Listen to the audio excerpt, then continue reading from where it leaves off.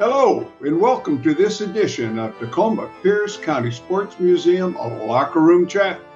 Hello, I'm Jay Strickers, your honored host for today's Locker Room Chat, February the 16th, 2026.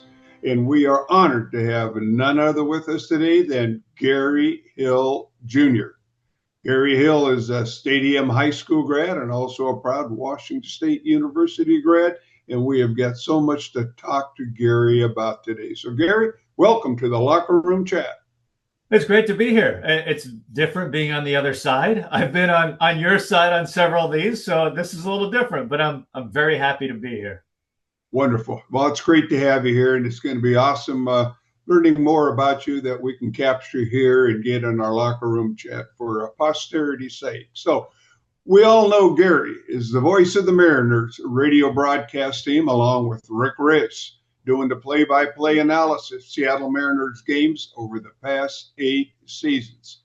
Gary is the official executive producer, engineer for all Mariner radio broadcasts, calling the play-by-play on Seattle Sports 710. Throughout the years, Gary's also covered basketball, football, currently is also the voice of the University of Washington women's basketball team. But let's go ahead and get started here, Gary. And hearing this straight from your voice will be wonderful. Let's start with the younger years. So much to chat about, but all this starts with how people grow up in the community they grow up. So why don't you tell us a little bit about that? It's school. I know with Stadium, your family a little bit, neighborhood, what things kind of captured your and made you to be so inspired to get into broadcasting. Yeah, so I grew up in Tacoma. In fact, my parents live in the same house where I grew up in, kind of sandwiched between Jefferson Elementary and the University of Puget Sound. And it was a wonderful childhood. I played sports all the time, whether organized or not, just out running around with friends all the time. So sports have always been a big part of my life. And my dad was a big baseball fan. He grew up in St. Louis, so he was a big Cardinals fan. So he coached all my teams growing up, and I really learned a lot of the game from him. So it was always sports for me. And what triggered the radio connection is listening to Dave Niehaus and Rick Riz growing up as a kid. I'll never forget, I had this little alarm clock next to my bed, and it had the volume button. It was a little sticky, wouldn't quite work well. So I had to be really careful because I would go to bed every night listening to Mariners games and Dave and Rick. But if I just tweaked it a little too much, it would get too loud and my parents would hear. And so I was trying to avoid that. But I would listen to them all the time. And that's what ignited my passion, the connection for radio and sports and baseball in particular. And so from that point on, I don't remember a time in my life where somebody would ask, hey, what do you want to do when you grow up? And for me, it was always, I want to be a Mariners play-by-play guy. And that was it. And I feel so fortunate. I didn't realize this until you kind of move around and visit other places of the country. But I felt like we were so lucky when I grew up, because you think about the play-by-play broadcasters that we had in our lives. With the Sonics was Bob Blackburn and then Kevin Calabro. I think Kevin is the greatest basketball announcer there's ever been. For baseball, it was Rick and Dave forever. For the Seahawks, Pete Gross and Steve Thomas, who did PLU, who I got to know a little bit, who I thought was a fabulous announcer. And of course, Steve Rabel now.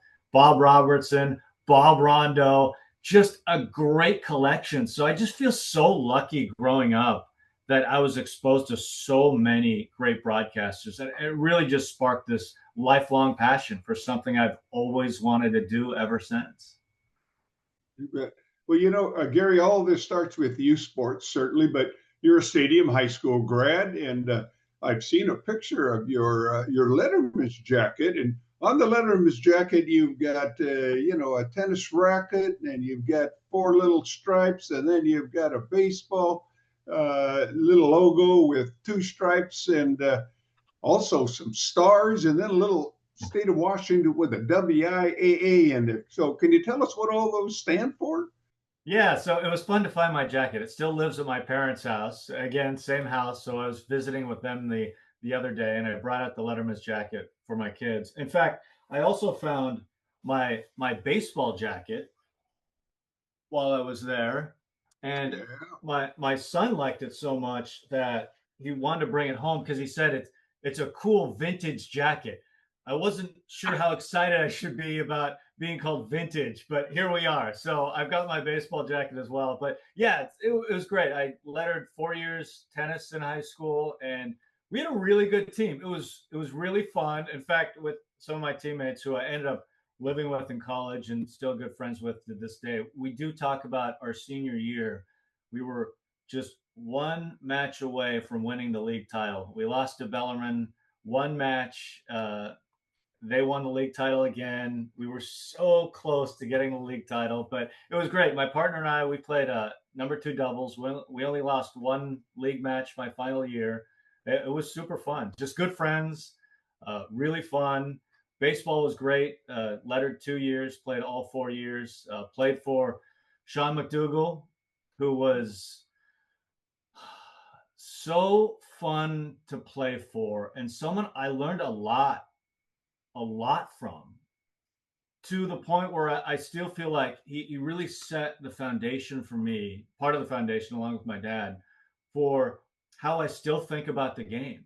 He was a math teacher, and I remember when he would give us the stat sheet, it was all the normal. This was kind of pre-analytics, really, when we're talking about the mid 90s. So that wasn't really part of the conversation yet. But part of the stats, batting average and home runs and RBIs, but he also had this his own creation.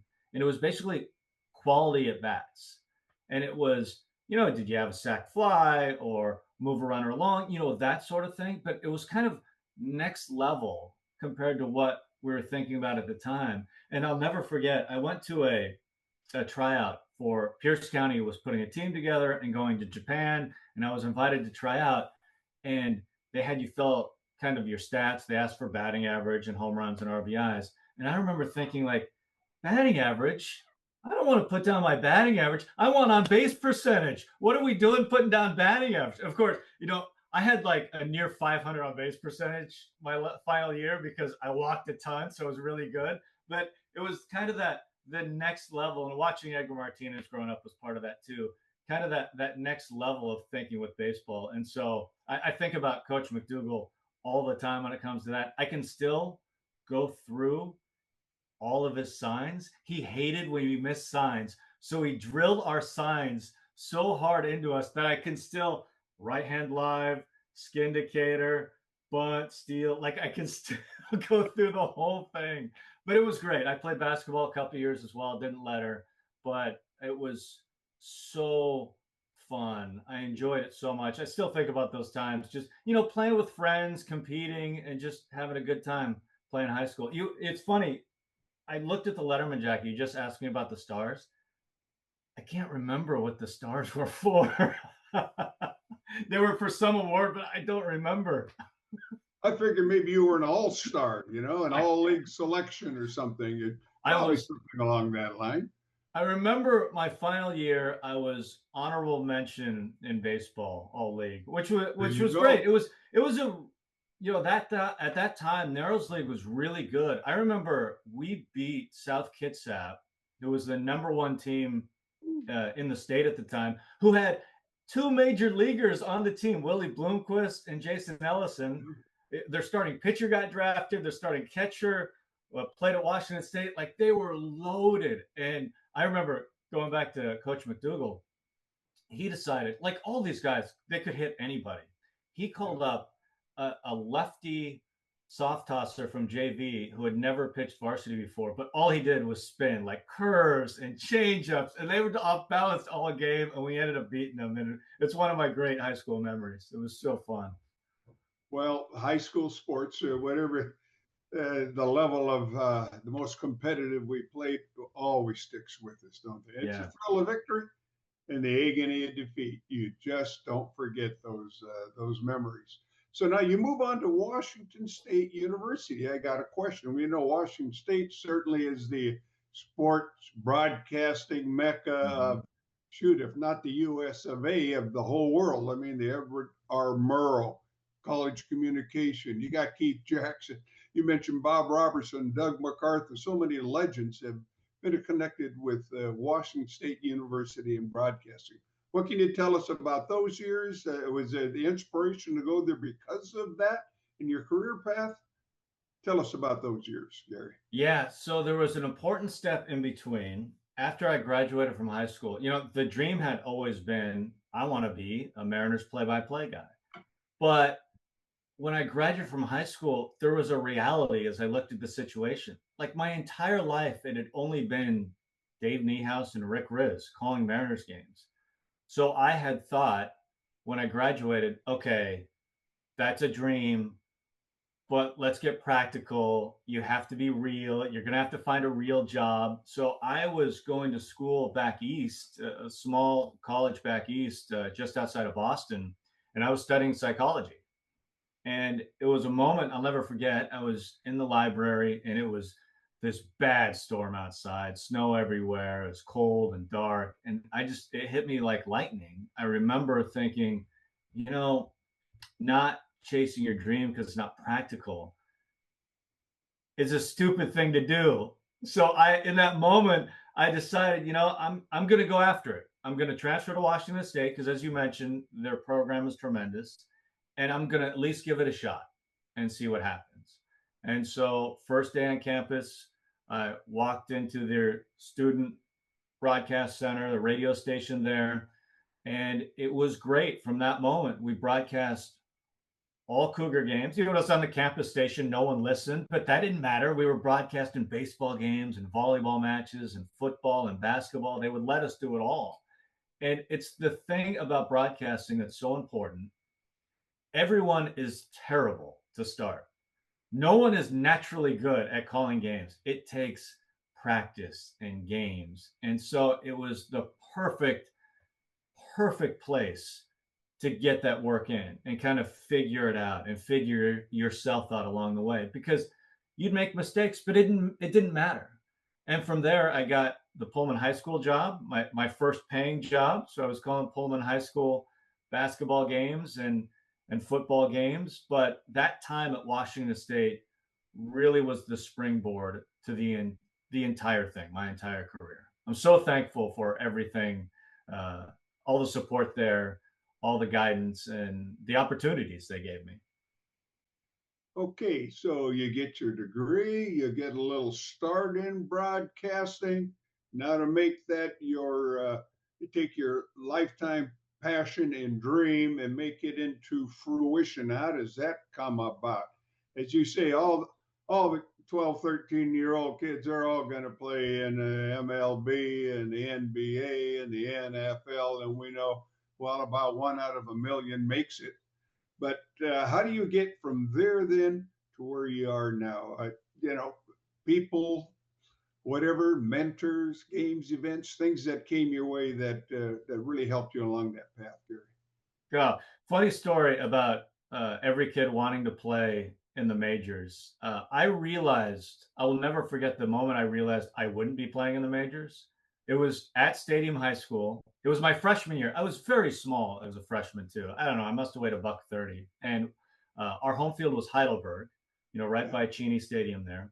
And we had a night game, and there was a day game going on before us. So I was next to the third base dugout and just warming up, getting ready. And Lincoln was playing before us.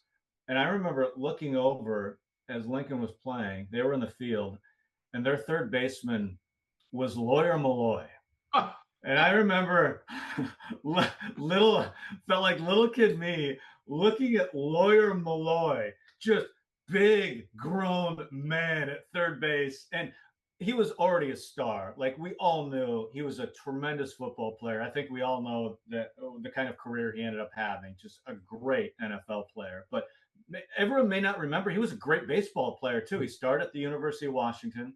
But I remember looking over and looking at him and saying, I'm not going to make it. I look at that guy who's so good and so talented and so big and strong. That's just not me. And part of it was, in the fall, I remember I I was in the stands in the Lincoln Bowl watching one of my friends try and block Lawyer Malloy, who just got steamrolled, which really rammed home that tennis was the right call when I watched that. But so after college, it's funny. In college, I got offered a minor league job my senior year. And I was like, yes, a minor league play-by-play job. This is amazing. And they said, we want you to start right away. But I was like 4 weeks out from graduating. And I was like, perfect. I'll start right when I graduate. And they're like, no, we want you to start right away. And I was like, no, I'm finishing up 2 degrees.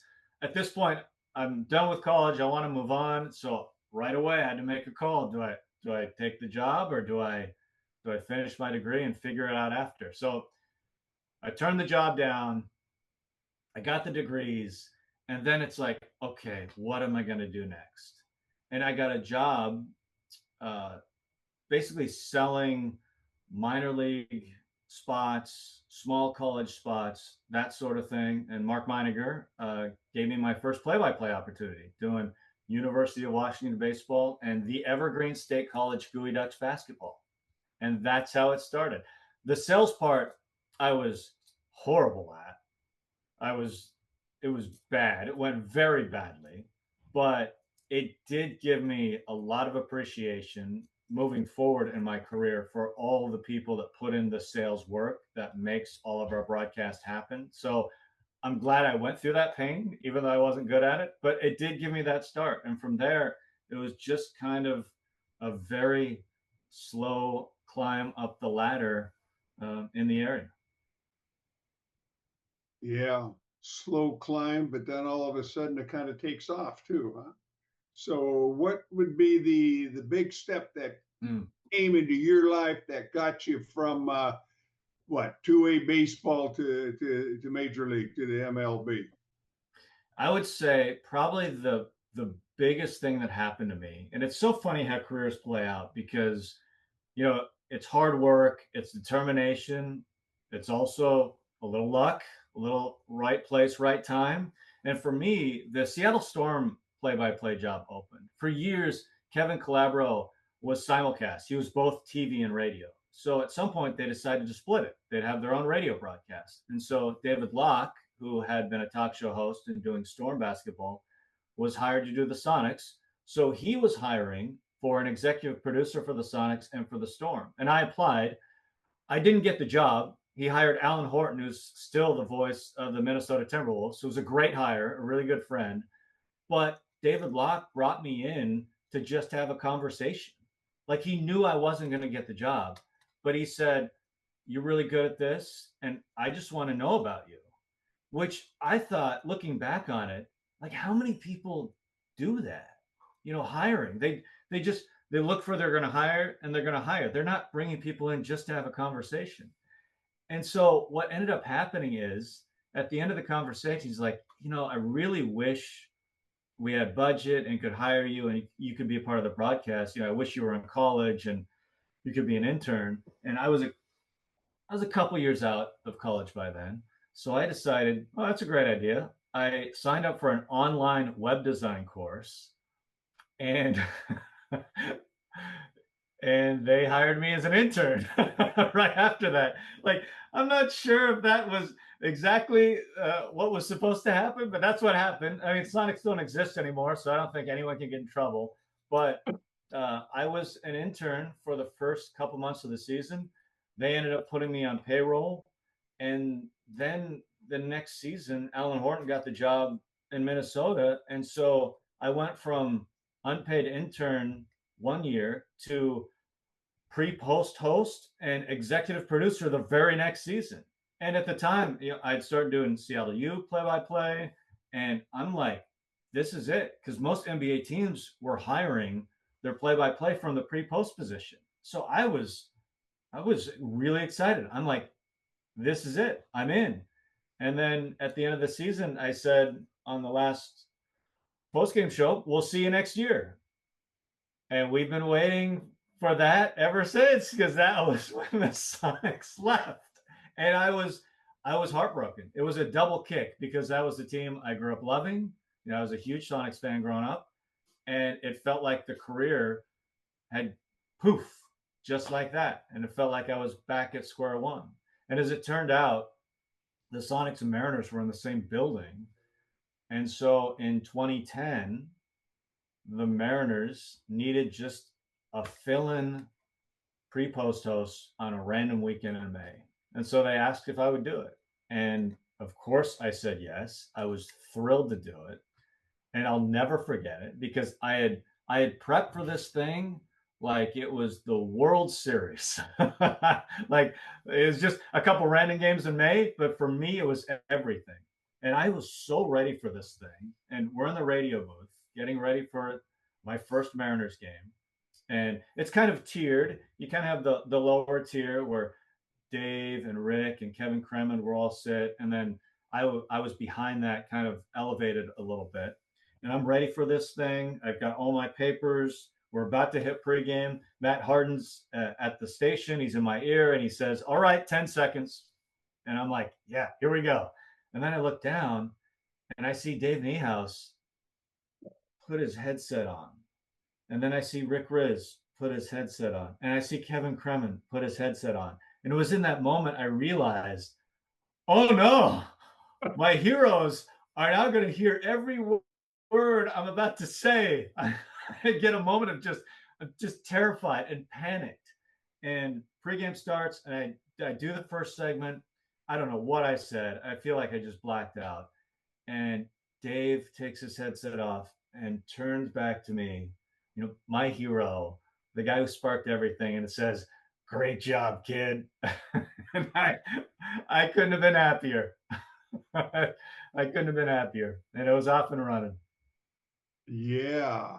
So you're part-time, you're kind of in there, you got your foot in the door, you got a good feeling that things are going to work out. It's a great sense when you're in the profession and you're working up and you got a sense things are going to happen and you're on the right path, and boom, how does it come about that you actually get this job and you're the guy?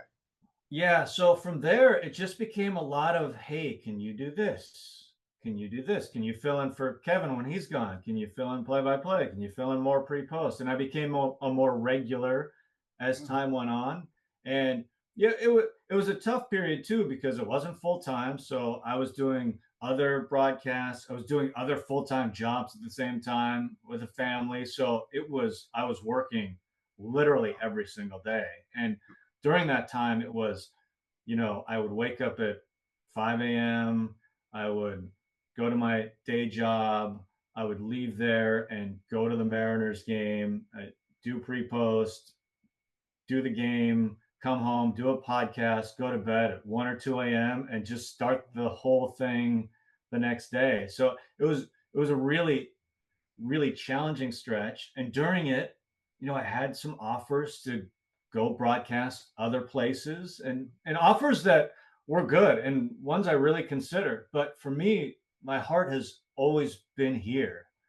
My family, my friends, the Mariners. Like this is where it's always been for me. And as great as it would have been to be a major league broadcaster in pick your city with another team, which would be wonderful, it just wouldn't quite be the same for me because the pull has always been the Mariners. So I decided that I would just keep plugging away and we'd see what happens. And I would get more and more opportunities as time went. And then I got the everyday play by play opportunity when Dave Sims took the New York Yankees job. And meanwhile, it's developed into just this really unique job that no one else in Major League Baseball is really kind of doing. I'm wearing all these different hats, and I think it's super fun. Like I'm having the time of my life, and it's literally living the dream. The dream has come true. You obviously got the ultimate double win there, not just an MLB broadcaster, but you got the team that you love. Does not happen very often. So, okay, now you're there. You're in the booth. It's you and Rick Riz. You got to have interactions here with players, managers, and so forth.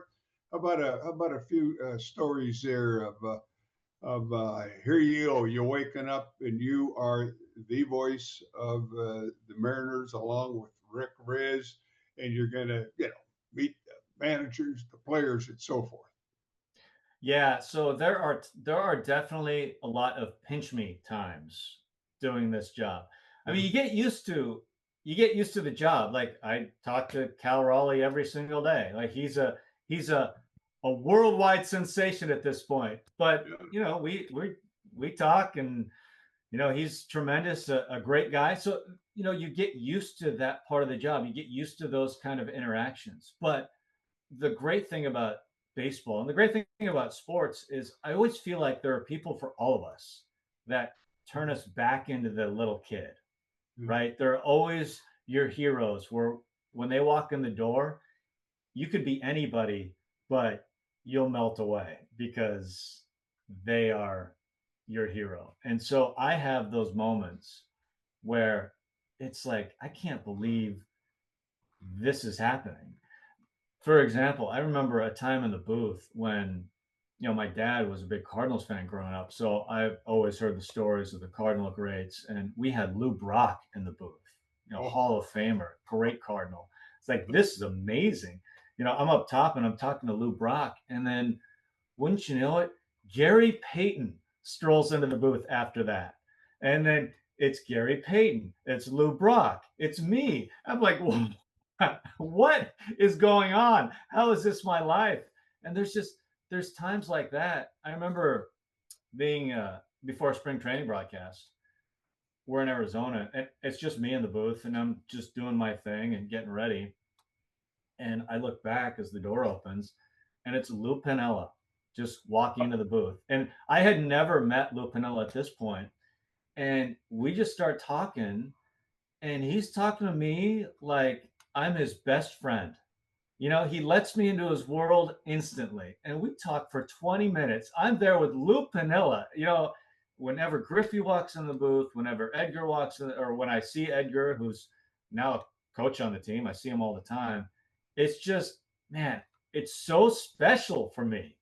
As the Tacoma kid that grew up here, it just means so much, which is partly why I really wanted to make it happen here. I think it makes me a better broadcaster because I feel like I really broadcast with a lot of heart and a lot of feeling, and I think that connects to the fan base. But also, it's so meaningful when I see Mariners past because it's a connection to me, and so I just think about those moments all the time, and they come up fairly frequently, uh, which is great because as much as it's the job and you get used to it, it having those moments I think is important, right? Because it keeps your feet on the ground, which is good.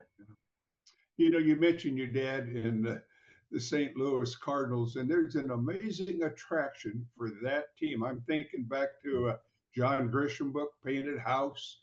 People out in the fields, in the 30s and the 40s, your connection is with the radio and the game. And now we know we're in February, football's over. What do we have to look forward to? Well, when the season starts, we get baseball 5-6 days a week, all summer long. It's a connection with sport that's really amazing, and being able to be the person that's relaying that to the fan base it's got to be an aha pinch yourself moment for sure. Yeah. Yeah, I think about that all the time. It means a lot to me. It really matters to me when I think about Rick's career, and I Yeah. think about Rick Riss has been a part of my entire life, and for a lot of Mariner fans, they don't know Mariners baseball without Rick Riss. And I just think about a play-by-play announcer, especially in baseball. They're a constant companion, and they become a friend. And even if you have never met Rick, you know Rick because Absolutely. he's with you every single day. And I'm happy to report like Rick is the same exact guy that you hear on the radio as well. So everything you hear from Rick, he's just very genuine. So Yeah. calling him a friend, you can feel good about that. But I think that's the nature of broadcasting on the radio, especially with baseball, is you become a part of people's lives and it marks the time. You think about the ups and downs that we all have in our lives, and baseball and broadcasting marks the time, and all the backyard barbecues and driving around running errands. It's just the constant nature of it. So I take that part of it very seriously. So obviously, you spend a lot of time on the road. You've got counterparts in all the major league cities across the country, and coaches and managers and players. Tell us about being on the road a little bit and interacting in other cities with their baseball fan base and team base, so to speak. Yeah, it's super fun seeing all the different ballparks. I love history. I love baseball history. I love American history. So for me, one of my favorite things is I like to explore the cities as much as I can and things to do in every city. So for example, Kansas City is one of my favorite spots. Not only do I love Kauffman Stadium, it's a good old ballpark. They have a very fun Hall of Fame there at Kansas City, but the Negro Leagues Museum is there, which is a great spot. The National World War I Museum is there, which is a very sobering and tremendous museum. The Jazz Museum, all of these great spots. And so I like to run too. So I have running spots in every city. So I just really like to get to know where we're at. And sometimes we get lucky too. Like last year, we went to Boston and we were there on an off day, the day they ran the Boston Marathon. Yeah. And so, yeah, I'm there on the side watching the marathon. I went to they play at 10 a.m. baseball game that day. They happen to play the White Sox that day. I'm at the game watching the Red Sox and White Sox. It's an off. There's no school. There's no anything. So there's people everywhere. So I try and experience.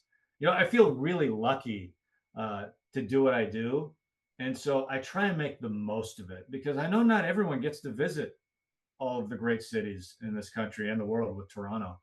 That I try and take advantage of that. And I always think about my favorite history teacher in high school, Mr. Katalinich, who was also the athletic director for a while. And I think about him all the time when I see a Civil War battlefield or I'm at a museum or something like that. So that's one of the things I like to do. And I also just love ballparks. I love going to Fenway Park and just the history and knowing that, hey, Ted Williams stood right there. He played right there. And going to St. Louis, where they love their baseball, they love the Cardinals, and Wrigley Field, and just every place is unique and every place is different. And so, as challenging as the travel is, just especially from Seattle, like we're on planes a lot, we're on the road a lot, and it wears you down during the course of the season. By September, we're usually on fumes, but it is pretty amazing what we get to do. Well, obviously 162 games. There's a term, embracing the grind. You have got to be on every time you're on broadcasting, no matter what's going on in your life, health, whatever, you got to put behind you and beyond. But travel, cities, you mentioned you run, you love being the tourist. So your typical day on the road, you're getting up in the morning, you've got to report to the site at what time, what fills your day. Do you have friends, family on the road? What do you do for the other, 5, 6, 7 hours a day? Yeah, so usually I'll wake up in the morning. I'll do some sort of prep, for the game the next game that night. Usually at that point it's like looking at the starting pitchers that night. I kind of look at my job in terms of prepping.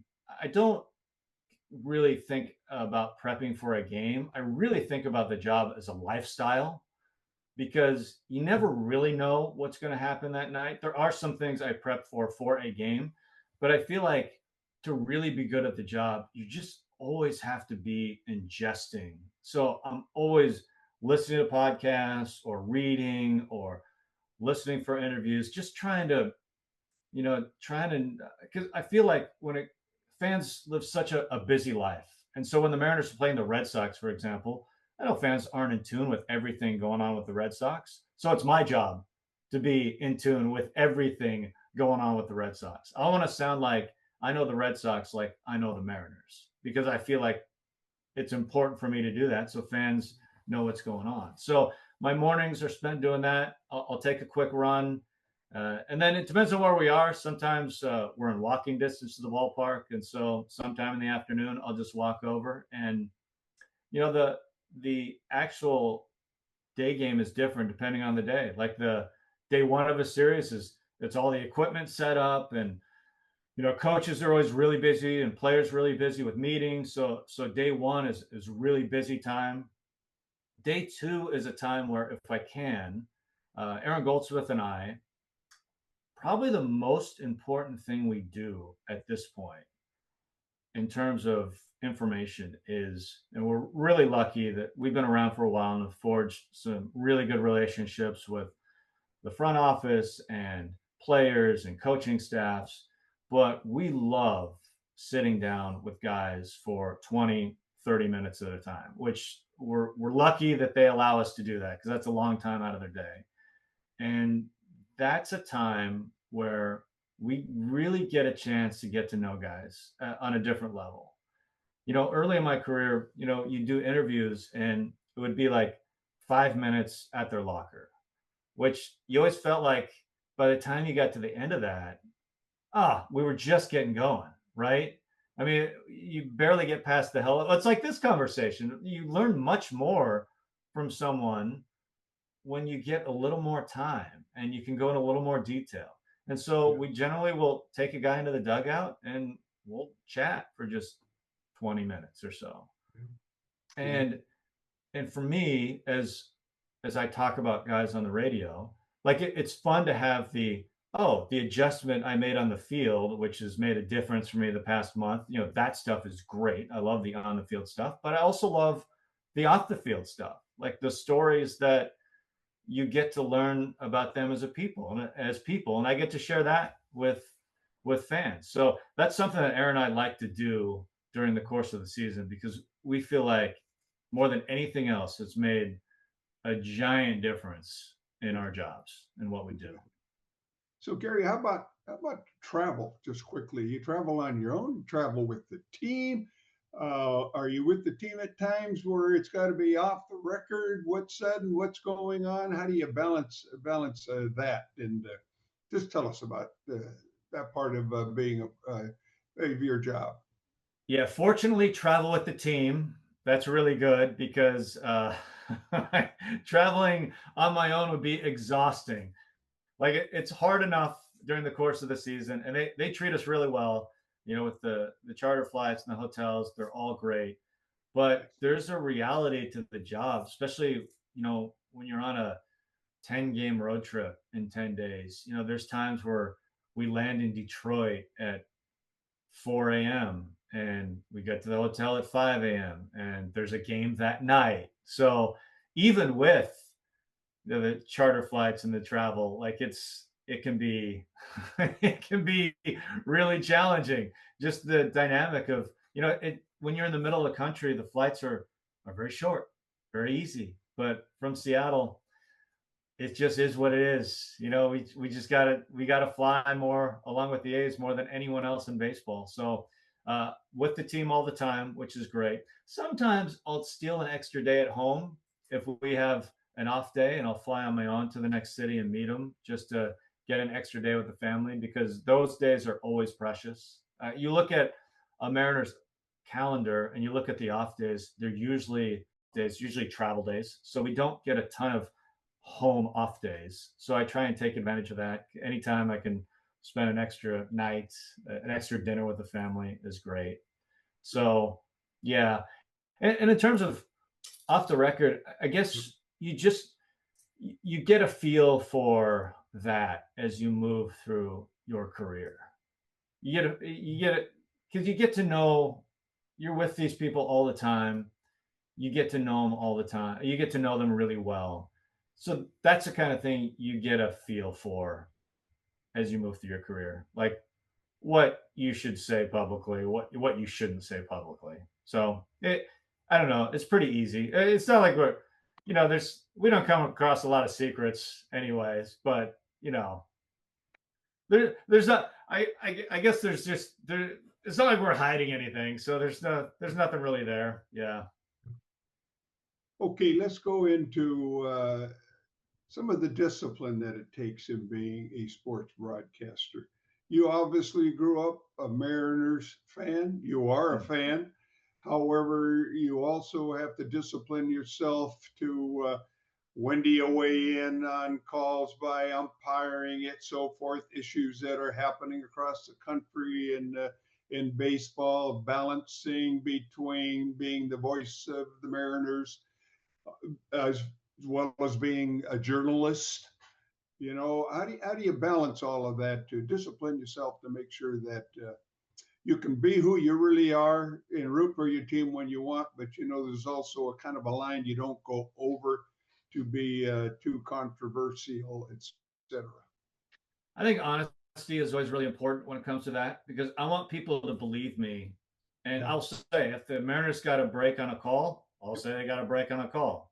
And that way, when the Mariners are playing the Mets and the Mets get a break and I say it, it works both ways, right? Like sometimes a call can go against the Mariners, the call can go for the Mariners. And I just think it's important to say it either way because credibility is really important. You need people to believe what you're saying. So that's kind of my philosophy.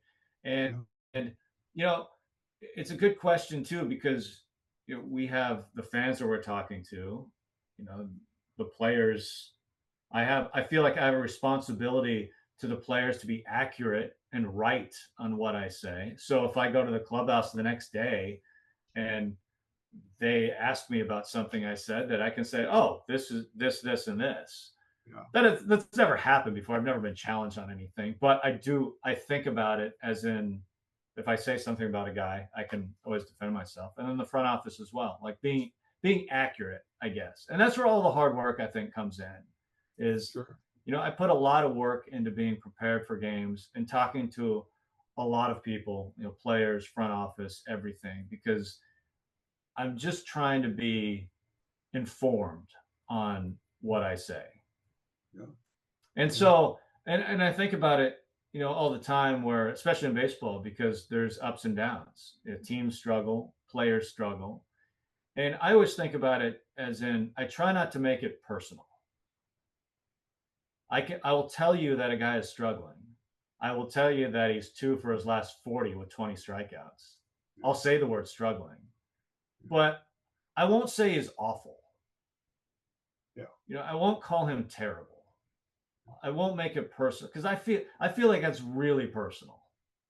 But I'll tell you that he's struggling and not playing well and that sort of thing. And maybe that's to me, maybe it's a fine line, but to me, it really makes a difference in how I communicate to fans. yeah. So, Gary, how about your interaction with umpiring? And then we can take that into, we know technology's coming to this now. We're going to get balls and strikes being Mm-hmm. able to be challenged this year. We've got a wonderful MLB umpire in our community, Quinn Walcott. And how about umpiring and interaction with them and your thoughts on the technology coming in and so forth? Yeah, I think umpiring is really hard.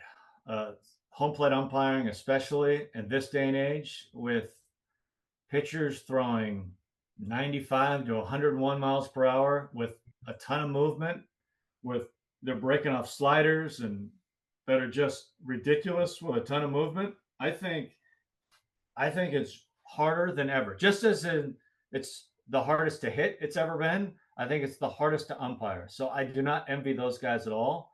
I I am glad we have the ABS system coming Mhm. because I think it's an opportunity to take away some of those big misses that can impact games, which I think is great, not only for the game, but also for umpires. Because one of the things I actually don't enjoy is I always feel like I have to tell people, oh, that pitch was outside and called a strike. Like I think it's important to say what happened. Like, oh, that should have been a strike. It was called a ball, and that can go both ways for the Mariners against the Mariners. I always think it's important to communicate that because it can matter in a bat, which means it can matter in a game.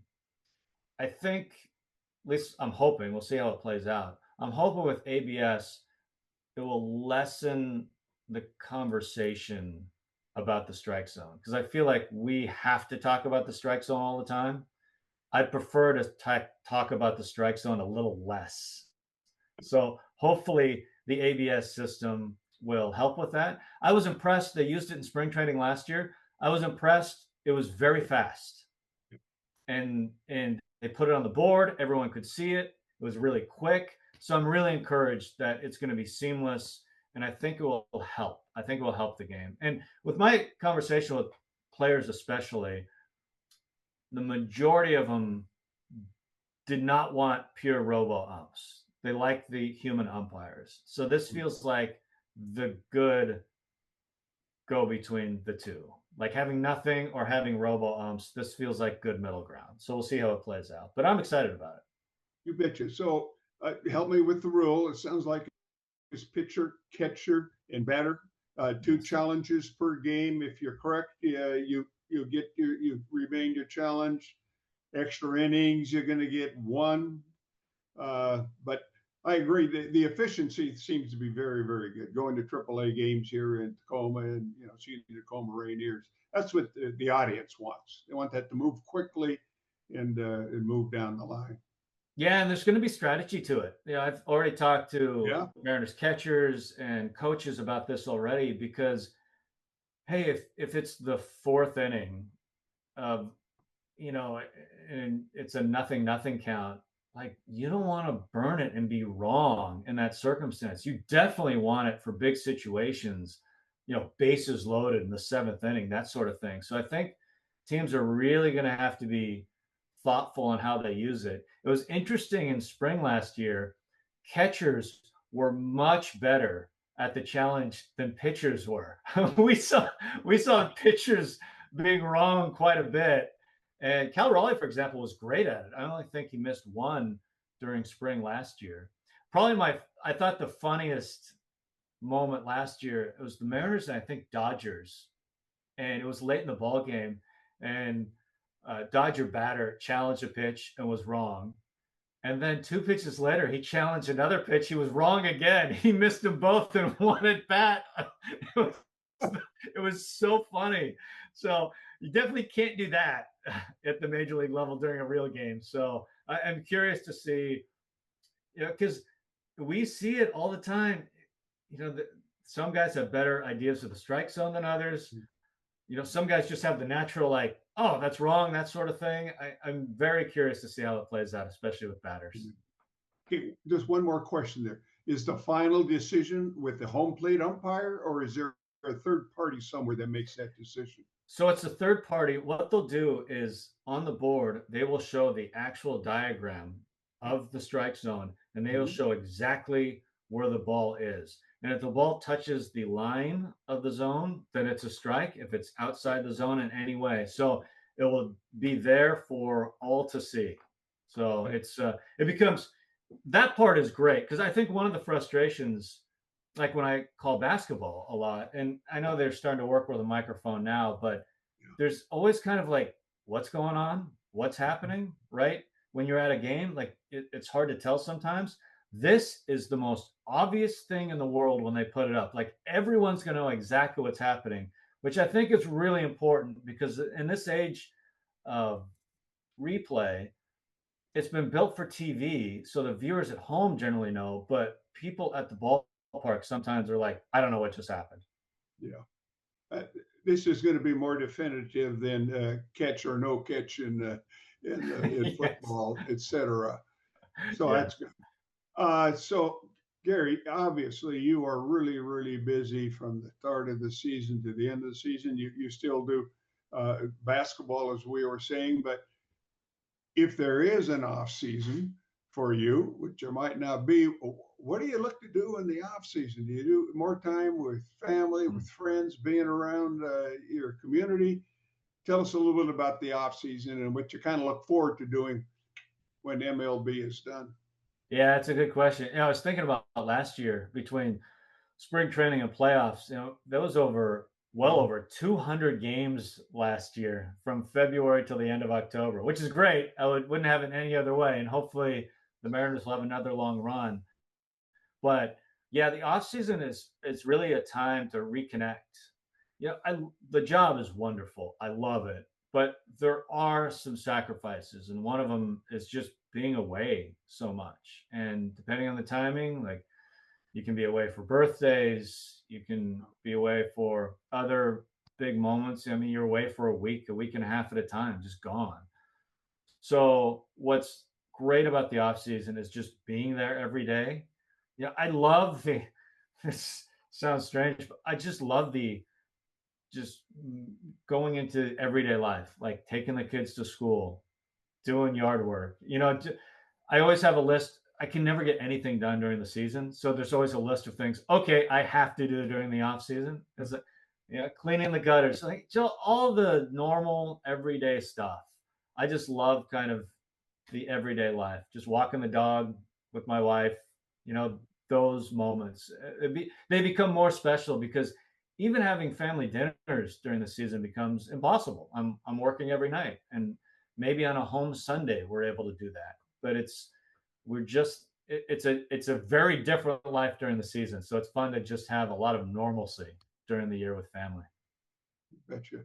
So Gary, we're getting close here to wrapping this up and with the final about your family, et cetera. But I know when you're done with this and I'm done with this, it's going to be how come we didn't talk about this or that or this person or whatever. So is there something here you can think of for us to make sure that we capture here today as we get close to bringing this wonderful interview here to a close? Yeah, I just feel so lucky to have so much support, growing up with my dad, who I mentioned, who has become such a fan of every team I broadcast for. We kind of glossed over some of the ride because there's a lot there, but I've ended up working for just about everyone along the way. Seahawks and Storm and Sonics and Washington State, and my dad would drive with me to random games all over the state, and my mom, who became a career counselor at Stadium, which I always found so funny because she always knew the odds. Like, what were the actual odds of me becoming a broadcaster for the Mariners? Yet she was always so supportive of me the entire time. And my wife, who I met in high school, she went to Annie Wright. I went to Stadium, and we've been together ever since. So she's been, with me during this journey as well, and all the ups and downs.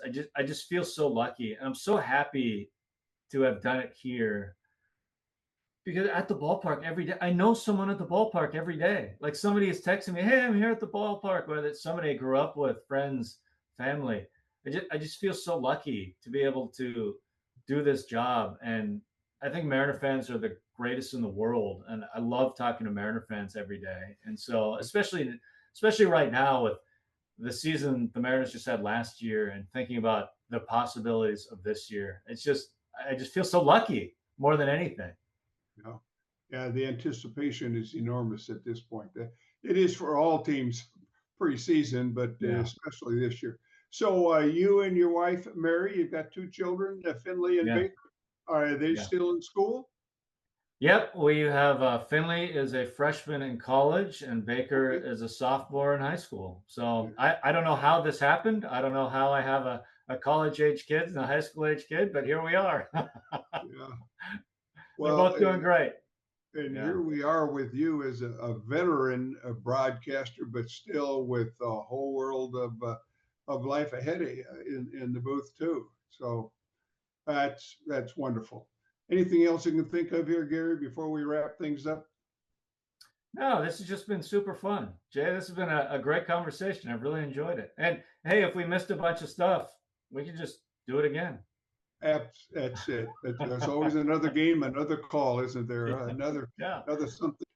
Tacoma Athletic Commission, we give a scholarship out every year. It's called the Clay Huntington Mhm. Sports Broadcasting Scholarship to get young people that are in high school motivated and hopefully getting a career path into broadcasting. But what would you say to young people today that are contemplating broadcasting, that thing that keeps you closer to sports other than coaching or playing?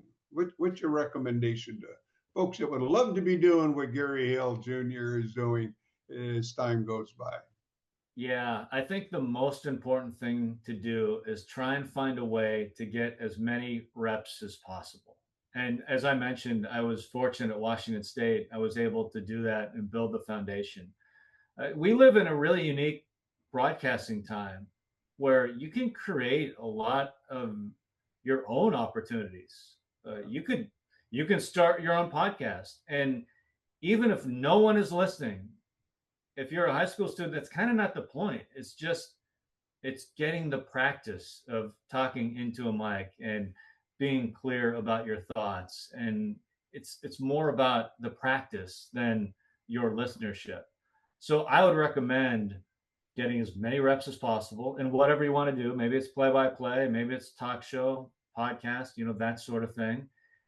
Try and find people that will be honest with you as you move through your career.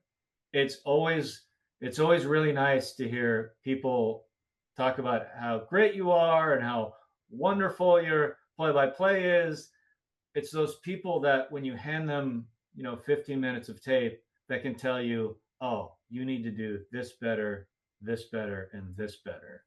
And so I get tape all the time, and that's what I try and do, because I've been fortunate to find people in my life that have been able to be really honest and say, hey, this has got to be better. This has got to be better. Because as good as it feels to be complimented, which we all want to be, it is really important to also be thoughtful about the areas you want to improve in. And sometimes people on the outside can really help you get there. And networking as well. That's something that I wasn't great at young, and I don't know if I'm still great at it. Like, it's just not natural for my personality. But the more you can just reach out to people, meet people, you'll learn about opportunities, and you never know who's going to be hiring down the road.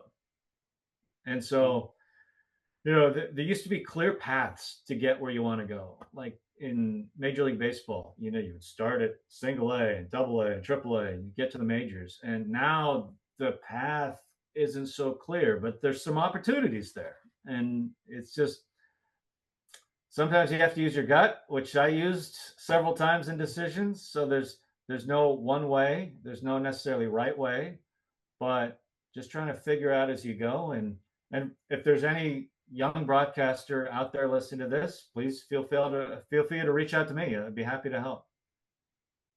Well, let's talk about that personal analysis that you have. Everybody, you hear Gary Hill Jr.'s voice on the radio, you know who it is. You hear Rick Reese, you knew Dave Niehaus, you mentioned Calabro. Just, you get a word or two and you go, that's so and so. But did you take voice lessons growing up? Do you analyze what you say during a game and give yourself some, yeah, that was good, or I need to do better here? How do you keep getting better to improve your skill set? That's a really good question, because I think in broadcasting, you're going one of two ways. You're either getting better or worse. I don't think you can get to the major leagues, for example, and then just, coast and be good. Like, I think you always have to be improving and evolving. I've been fortunate now to work with Aaron Goldsmith for the past number of years, and it's something we talk about all the time. We talk about different calls. I wish I would have done this. I wish I would have done this. Hey, how did you handle that? Because he's on the TV side, I'm on the radio side. So it's kind of our debrief after ball games. We talk about, Cal's a great example. He had all these big home runs. So we would, after the game, hey, what did you say there? What did you say there? When he hits the next one, what's the most important thing to say? Not that we were scripting the call, but what is the most important piece of information? Because sometimes he would hit a home run and like 3 different records would fall. And we can't say all 3 because the call would be a minute long. So what is the most important thing? And we talked that through.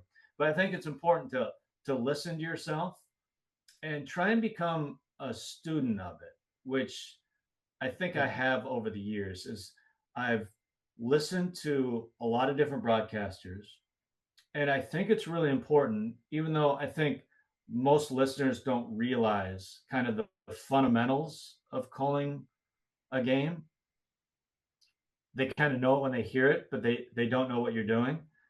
I think the fundamentals are so important, and that's inning and score. You got to do it all the time because people are in and out, especially on radio. And it drove me crazy when I was a fan. You get in the car and you're driving around like, say the score. I want to know what's going on. So score and inning are really important. I think the cadence of calling a game is really important. Like, I never want to talk over a pitch. I want to have it where I lead up to the pitch, there's a pause, and then you hear the crack of the bat or the pop of the mitt. Like, that's what I'm looking for every single time. One is, it drives me crazy if I'm driving around and there's action. You can hear the action in the background and someone is talking over it. You can hear the crowd react, or you can hear the ball, and it makes you wonder, like, oh, what's going on? And also, if Cal Raleigh, for example, hits his 60th home run, you want it to be perfect. And being perfect is you hear the crack of the bat and you hear the crowd immediately, that first before you get into the call. And so it's when you advance, you can really get into the weeds on some of the fundamentals that I think are really important. And so that's how I think about it. I think about language all the time too, which is why it's important to listen back to yourself, because I edit audio all the time. Every one of us has little quirks or little crutches that we have in our language when we talk. And sometimes it can be an or that sort of thing. Or sometimes it's words that we use more than we should. And we don't always hear ourselves unless we listen back to ourselves. So I try and listen back, even though I'm not a fan of listening to myself. It really helps. It helps clear up some of those language issues. Yeah, you bet. Gary, the picture you paint for us from the booth to where somebody's driving down the street in their car and listening to a game and wanting to really capture the sense of being there is absolutely wonderful. And I know everybody here in the great Northwest just appreciates so much what you do to help us stay connected to a team that we love so much, and we look so much forward to this coming season. But just thanks for chatting with us today. Thank you for the thrills that you bring our way in broadcasting, and thanks for your commitment to sports here in Tacoma, Pierce County, Western Washington, with the Mariners across our country, and as time goes by around our world. And that concludes our presentation today, Gary. And again, thanks to you, and thanks to everyone for joining us here in the Locker Room Chat, highlighting the lifetimes and the ever-present sportcasting career of our own Gary Hill Jr.